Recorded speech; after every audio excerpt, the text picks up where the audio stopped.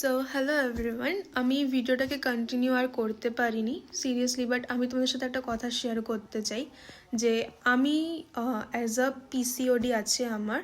তো আমাকে ডাক্তার অনেক আগেই বলেছিল যে তোমাকে নিজের ওয়েটটা লুজ করতে হবে, বাট অ্যাজ ইউ নো আমি খুবই খেতে পছন্দ করি, মানে আমার রোজই কোনো না কোনো ফাস্ট ফুডের দরকার থাকে।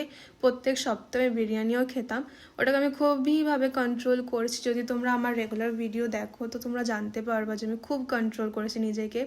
আর এতটা কষ্ট করে এখন আমার ওয়েট হচ্ছে 65.10, মেবি কালকে 64-এ নেমেও যেতে পারে বা বেড়েও যেতে পারে, আমি জানি না। বাট অলমোস্ট আমি নিজের অনেকটাই ওয়েট কমিয়েছি, কেন কি আমি আমার জার্নিটা শুরু করেছি ডিসেম্বরের ফার্স্ট উইকেই। বাট যেহেতু আমার কাছে ওয়েট মেশিন ছিল না, তো আমি 26 জানুয়ারি থেকে নিজের ওয়েটটাকে মেজার করা শুরু করেছি। তখন আমার ওয়েট ছিল 69। সো অলমোস্ট 70 কেজির থেকে আমার যে এই 65 এসছে, মানে 5-6 কেজি আমি লস করেছি। আর যদি তার আগেরটাও দেখি তো হয়তো 72 হয়ে যেতে পারে।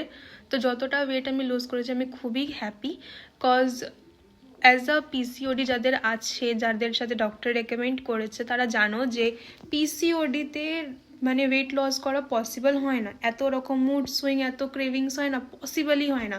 বাট সেখান থেকে আমি নিজের এতটা ওয়েট কন্ট্রোল করেছি, আগেও করবো, অফকোর্স আমি বন্ধ করব না, বাট স্টিল আই এম খুব হ্যাপি। তোমরাও যাদের পিসিওডি আছে বা পিসিওএস আছে, থাইরয়েড আছে, প্লিজ তোমরা নিজের ওয়েটটাকে কন্ট্রোল করো।